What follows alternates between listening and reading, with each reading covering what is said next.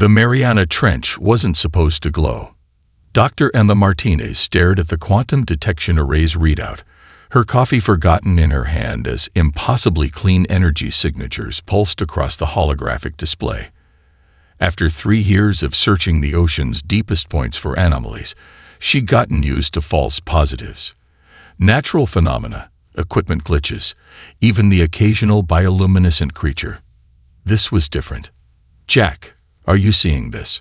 She called to her chief engineer, who was already rushing over from his station. Jack Reynolds, a former Navy tech with arms covered in circuit board tattoos, leaned in close to the display. "Those patterns," he muttered, fingers dancing across the controls. "They're too precise to be natural. But the energy output, it's off the charts while somehow not disturbing any surrounding water pressure. That's impossible." Emma smiled. Impossible is just another word for interesting. She turned to the bridge of their research vessel, the Horizon Seeker. "Maya, how close can you get us to the source?" Maya Chen, their pilot and the youngest member of the team, was already plotting a course. "Current depth is pushing our hull's limits, Dr. M, but I can get us within range of the remote submersible." The next hour was a blur of preparation. While most deep-sea research teams relied on automated drones, Emma had insisted on designing a piloted submersible that could handle extreme depths. The academic board had called it a waste of resources. Now, as she suited up in the custom pressure suit, she silently thanked her own stubbornness. "Quantum signature holding steady," Jack reported through her comm as the submersible, nicknamed Curiosity, descended into the darkness. "You're approaching 35,000 feet. Any normal material would be crushed to the size of a soda can down there." Emma carefully adjusted her trajectory, following the increasingly strong energy readings. The submersible's lights illuminated nothing but endless black water until... "Holy shit," she breathed. The object emerged from the darkness like a ghost ship, but no Earth vessel had ever looked like this. Nearly 500 feet long, its sleek hull was covered in geometric patterns that seemed to shift and flow despite being solid material. Most remarkably, it was surrounded by a sphere of what appeared to be completely still water, as if time itself had stopped within that bubble. "Jack, are you getting this? Video feed is clear. Emma, those readings, the bubble around it is some kind of localized space-time distortion. That's what preserved it. This thing could have been down here for..." "Incoming vessels detected." Maya's voice cut through the comm. "Multiple signatures, Chinese destroyer, 2 U.S. Navy ships, and, is that Russian?" Emma's heart raced. Of course others had detected it. She had minutes, maybe seconds, before this discovery was claimed by military forces. Her mind raced through maritime law, international treaties, and salvage rights. "Maya, broadcast on all frequencies. This is a civilian research vessel conducting archaeological research under UNESCO conventions. We are declaring this site a protected historical discovery." She paused, then added, "and activate our satellite uplink. Stream all our data to every major news outlet and scientific institution globally." "Dr. M, that'll expose everything." "Exactly. They can't cover up what the whole world is watching." Emma guided her submersible closer to the alien vessel. "Jack, remember that modification we discussed for the quantum tether? Time to test it." She could almost hear Jack's grin through the comm. "Already on it. Charging the array now." As military ships converged on their position, Emma established the first direct connection with an alien artifact in human history. The quantum tether, a theoretical technology she'd developed for scanning deep-sea structures, created a stable link between the Horizon Seeker and the ancient vessel. By the time the first military vessel arrived, the alien ship's existence was trending on every social media platform globally. Emma smiled as she began the ascent. Sometimes the best way to protect a discovery wasn't through force or secrecy, but by making it too public to control. The real work was just beginning, and thanks to her quick thinking, it would be done in the light of day, not behind military walls. Humanity's next great leap forward would belong to everyone. 3 weeks of sleepless nights had turned the research facility's coffee maker into the most important piece of equipment they owned.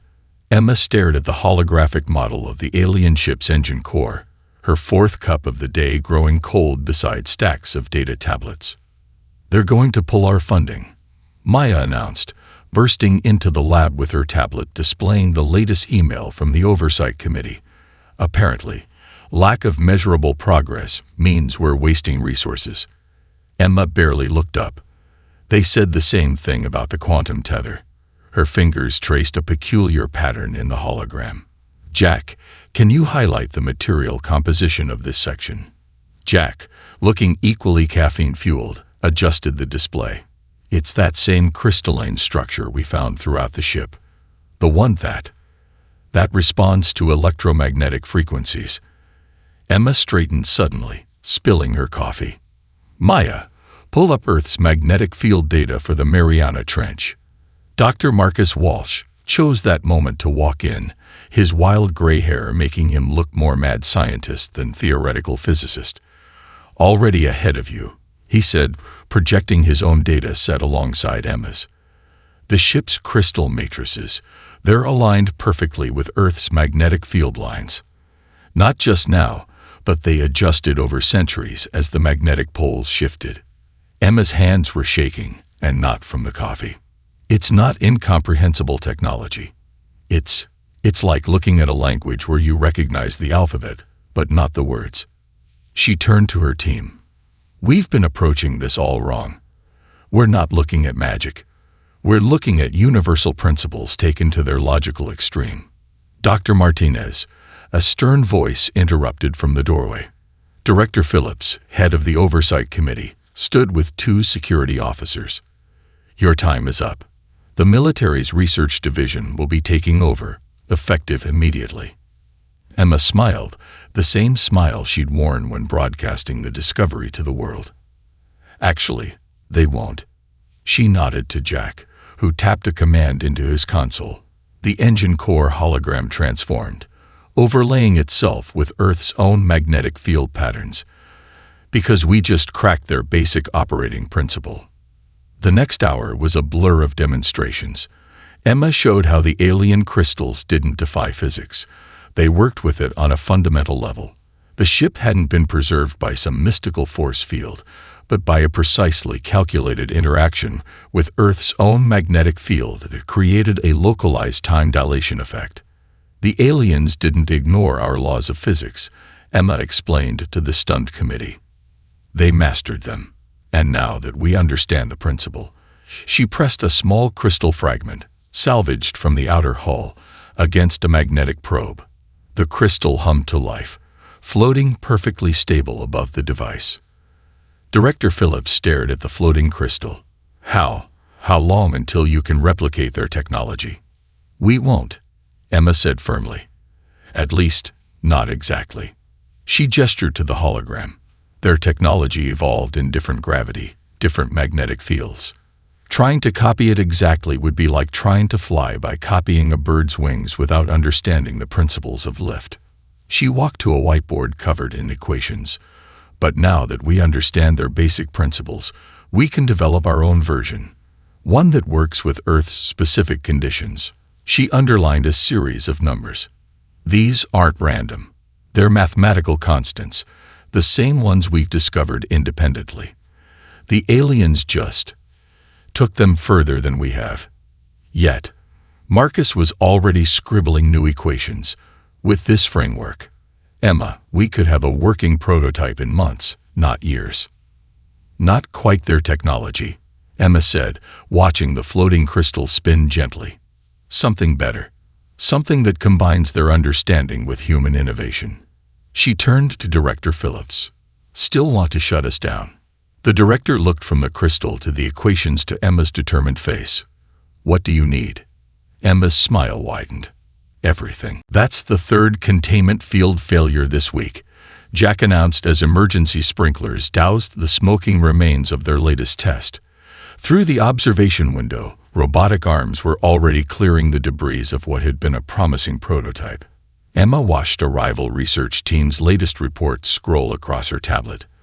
The Chinese-Russian consortium had lost an entire facility trying to directly replicate the alien power core. The European Union's attempt had produced better results, but their copy still operated at less than 10% of the original's efficiency. Maybe they were right, Maya sighed, dropping into a chair. Maybe we're just too primitive to handle this technology. Emma set down her tablet, a familiar glint in her eye. Maya, what did you do to your quantum console last month? Maya blinked. I added cooling vents because the original design couldn't handle Earth's ambient temperature. But that's just basic. She stopped, understanding dawning on her face. Exactly. Emma strode to the central holotable. We've all been so focused on copying their technology, we forgot why we succeeded with the quantum tether in the first place. Jack, pull up the alien engine's thermal readings. The hologram flickered to life, showing complex energy patterns. Marcus walked in just as Emma started marking specific points in the display. Their homeworld must have been colder, she continued. Look at these heat dissipation patterns. They're incredibly efficient, but they're not designed for Earth's temperature range, Marcus finished, catching on. Just like they're not designed for our magnetic field strength or atmospheric pressure. Emma nodded excitedly. We don't need to copy their technology. We need to understand their principles and rebuild them for Earth conditions. She turned to her team. Maya, how did you modify the quantum console? I used metamaterials to create a passive cooling system, Maya said, pulling up her designs. The original alien crystalline structure was more efficient, but by adapting it to work with standard Earth metals and adding thermal vents, it survived when the pure replicas failed, Jack finished, because it was built for our conditions, not theirs. The next 12 hours were a blur of recalculations and redesigns. They stopped trying to force alien materials to work in Earth conditions and instead focused on recreating alien principles using Earth-based solutions. When their first hybrid power cell came online, it wasn't as elegant as the alien version, but it was stable. 60% efficiency in holding, Maya reported, monitoring the readings.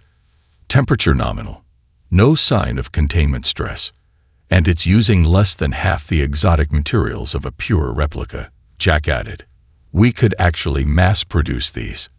Emma was about to respond when alarms blared throughout the facility. Director Phillips rushed in, face pale. The European prototype just went critical, he announced. Total containment failure. They're evacuating half of Geneva. The team watched in horror as footage showed the catastrophic failure of the EU's pure replica attempt. The alien technology, imperfectly copied, had created a runaway reaction that their safeguards couldn't handle. Dr. Martinez, Phillips turned to Emma. Please tell me you have better news. Emma gestured to their hybrid power cell, humming quietly and steadily. We stopped trying to copy their homework, she said. Instead, we learned the lesson and came up with our own solution. She brought up a comparison display. Their technology evolved for their world. Trying to purely replicate it here is like trying to grow deep-sea fish in a swimming pool. But by understanding the principles and adapting them, she highlighted their modifications. We're creating something new, something that belongs here. How soon can you scale it up? Phillips asked. Emma shared a look with her team. The hard part was cracking the basic principle. Now that we understand it, she smiled. Now we do what humans do best. We innovate. The hybrid power cell pulsed with a soft blue light, its Earth-made components working in perfect harmony with adapted alien crystals. It wasn't just a copy of alien technology. It was the first step towards something entirely new. 12 minutes, Emma muttered, watching the test countdown. Their prototype ship, Phoenix, hung suspended in the massive underground chamber. 3 months of non-stop work had transformed their hybrid power cell technology into something that might actually fly. Might being the operative word. Jack's voice crackled over the intercom. Final systems check complete. Maya's modifications to the navigation core are holding stable. "We're ready, Doc." Emma took a deep breath, hand hovering over the initiation sequence, when Marcus burst into the control room.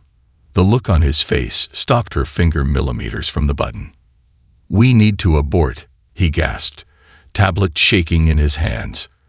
The JWST successor array just picked up something big. The next hour found them in the facility's main conference room, with representatives from NASA, ESA, and 3 other space agencies attending virtually. The holographic display showed an object that shouldn't exist, an asteroid nearly invisible to conventional detection methods. "We're calling it a dark mass object for now," NASA's director explained. "It's absorbing almost all electromagnetic radiation, making it nearly impossible to detect. We only found it because it briefly occluded a star." "Trajectory?" Emma asked, though she already suspected the answer. "Direct impact with Earth in 47 days. Current velocity suggests it'll hit with enough force to trigger an extinction-level event." The room erupted in chaos as military officials demanded immediate action. Plans for nuclear strikes and kinetic interceptors flew back and forth, but Emma barely heard them. She was staring at the asteroid scan data, recognition dawning in her eyes. "Those energy patterns," she whispered. Marcus leaned in, eyes widening as he saw what she did. "They're similar to the ship's hull," Emma finished. She stood up, cutting through the arguing voices. "This isn't a natural object. It's using the same type of energy absorption technology we found in the alien wreck. That's why we can barely detect it." "Dr. Martinez," the NASA director leaned forward. "Are you saying this is artificial?" "I'm saying we might have a way to stop it." She pulled up the Phoenix's specifications. "Our hybrid drive doesn't just power the ship. It creates a field that interacts with space-time itself. If we can get close enough." "Absolutely not," Director Phillips interrupted. "The Phoenix is nowhere near ready for actual spaceflight. The structural integrity will hold," Jack cut in, having run the calculations on his tablet. "Emma, those hull modifications we made last week, they're not just stronger than the alien original, they're more adaptive. We designed them to handle Earth's conditions, but theoretically, they could handle space even better," Emma finished.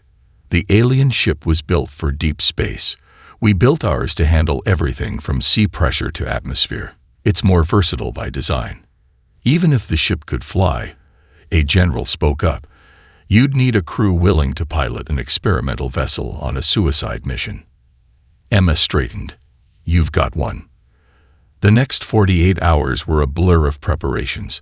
The Phoenix was moved to a desert launch facility as Emma's team worked around the clock to complete systems that should have taken months to finish.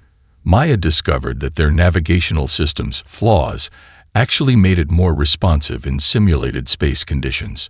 Jack's over-engineered safety systems proved perfect for handling the extremes of vacuum. Standing before the Phoenix on launch day, Emma felt a strange sense of destiny. The ship gleamed under the desert sun, its hybrid hull shifting colors like oil on water. It wasn't sleek like the alien wreck.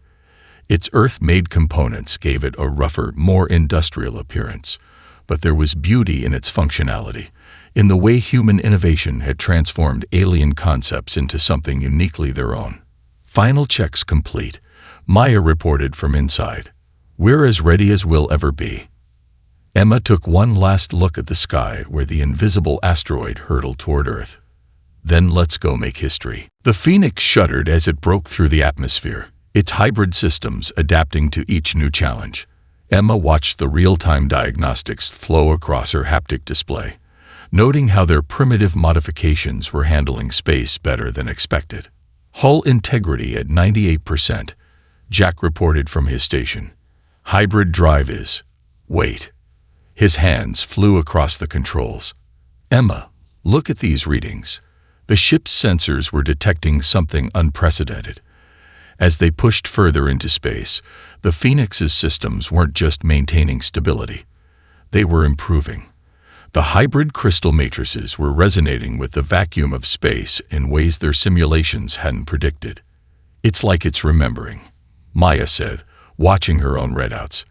"The alien components, they're acting like this is familiar territory."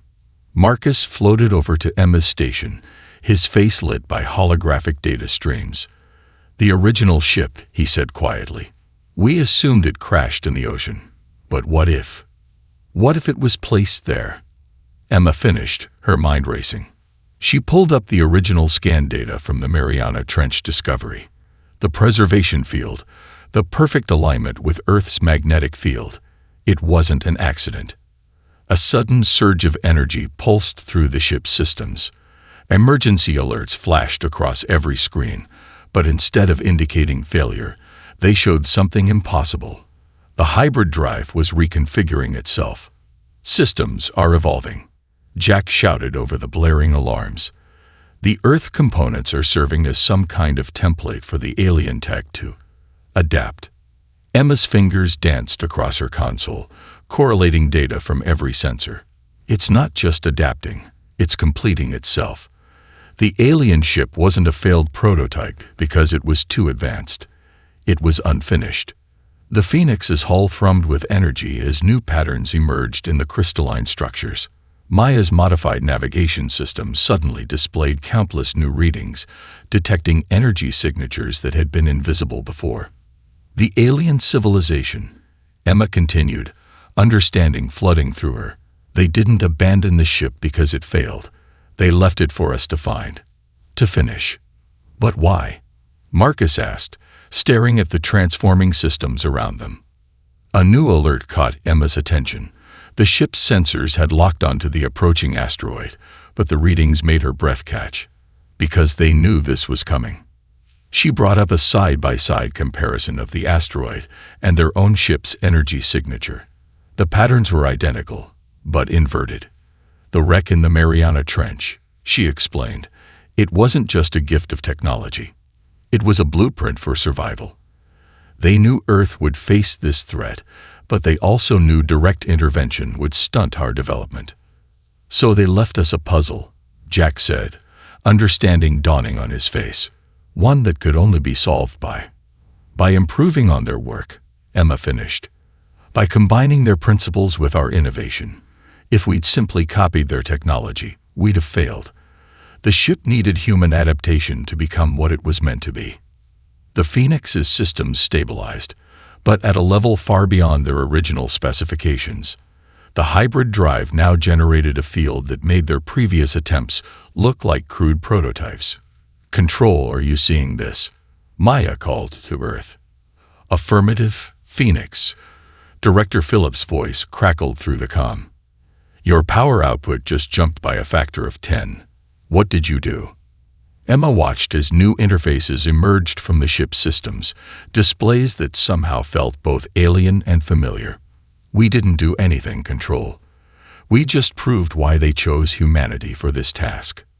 She turned to her crew, determination in her eyes. "We've got 17 hours before asteroid intercept. Let's show them they made the right choice." The Phoenix surged forward, its hybrid systems now operating as they were truly meant to, not as alien technology, not as human innovation, but as something entirely new, something that could only exist through the combination of both. "Neural interface online," Maya announced as new holographic controls materialized around each crew member's station. The Phoenix's bridge had transformed, seamlessly blending their Earth-designed interfaces with evolved alien systems. What had once been standard control panels now responded to both touch and thought. Emma felt the ship's systems like an extension of her own nervous system. The neural interface, originally a crude human attempt to simplify alien control mechanisms, had evolved into something unprecedented. Every crew member was connected not just to the ship, but to each other's stations, sharing information at the speed of thought. "Multiple contacts," Jack called out. "The asteroid. It's not alone." The main display lit up with dozens of smaller objects, all sharing the same energy signature as the main threat. They moved with obvious purpose, adjusting their trajectories in formation. Not asteroids, Emma realized. A fleet. Marcus's hands flew over his science station. The smaller objects are generating gravitational distortions. They're trying to create a space-time corridor, a forced path for the main object to follow. They're ensuring Earth can't deflect it, Maya added, her voice tense. No conventional weapon could navigate that gravitational maze. Emma absorbed the tactical display through the neural interface. The Phoenix's hybrid systems were revealing layers of information they'd never been able to detect before. The alien fleet's strategy was elegant but rigid, designed to counter any normal defense Earth might mount. But the Phoenix wasn't normal. Jack, Emma called, an idea forming. Remember how our hull modifications kept exceeding stress tolerances in the simulations? We thought it was a calibration error. Jack's eyes widened. The adaptive resonance, the way our materials strengthen under pressure instead of breaking. He pulled up the relevant data. You're not suggesting. Maya, plot an intercept course through the gravitational corridor. That's suicide, Marcus protested. Those distortions would tear apart any normal ship, Emma finished. But we didn't build a normal ship. We built something better. She felt the Phoenix's systems resonating with her conviction. The alien tech was designed for perfect stability in space. Our modifications were designed to handle extreme changing conditions. Understanding dawned on Maya's face as she input the course. When we combine both, we get a ship that doesn't just endure chaos, it thrives on it. Emma opened a channel to Earth. Control, we're attempting an intercept through the gravitational corridor. Our hybrid hull should actually grow stronger as the distortions increase. Should? Director Phillips' voice crackled with concern. Emma smiled. Trust human innovation. The Phoenix dove into the corridor of warped spacetime. Gravitational forces that would have crushed a normal vessel instead energized their hybrid hull. The ship's adaptive systems processed each new stress as a template for improvement, growing stronger with each passing second. Hull integrity at 125% and rising. Jack announced, wonder in his voice. The distortions are actually reinforcing our structural matrix. Through the neural interface, Emma felt the ship singing. There was no other word for it. The combined human and alien technologies weren't just working together. They were creating something entirely new. Each gravitational wave made them stronger. Each spatial distortion made them more maneuverable. We're approaching the main object, Maya reported. Distance 1,000 kilometers and closing. The massive asteroid filled their view, its surface now clearly artificial. But Emma barely noticed its imposing form. She was focused on the data streaming through the neural interface, on the way the Phoenix's systems were reaching out, resonating with the alien vessel in an unexpected way. This isn't just a weapon, she whispered, understanding flooding through her. It's a test, and we just changed all the rules. The Phoenix surged forward, no longer just a ship, but a testament to humanity's greatest strength.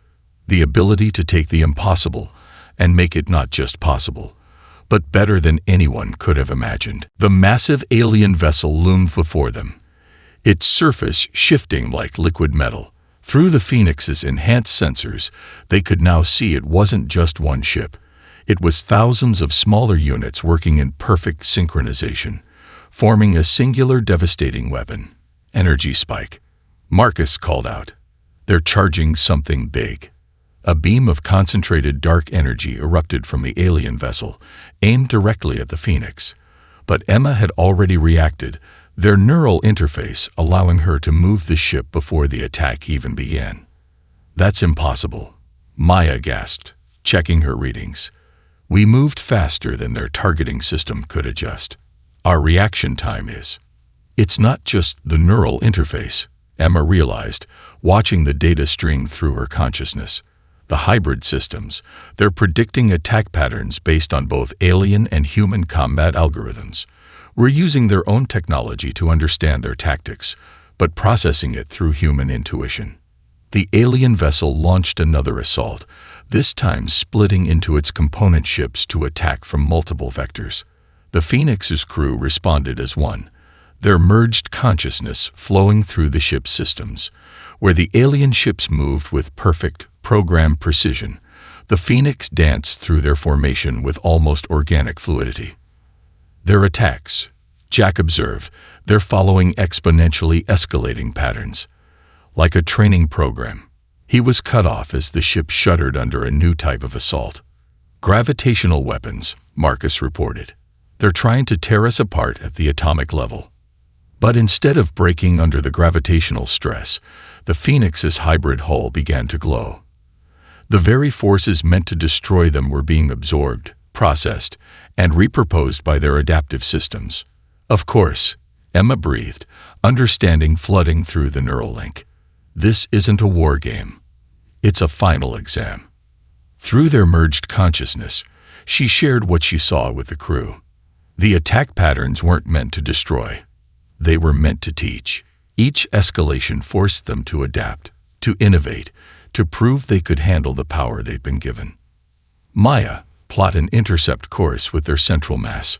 Jack, reroute all that absorbed energy into the hybrid drive. Marcus, help me compose a message. A message?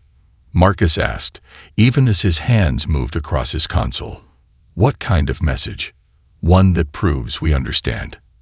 Emma closed her eyes, letting the ship's combined human and alien systems flow through her mind. Through the neural interface, she began to craft a response using the very mathematical constants they'd discovered in the sunken ship.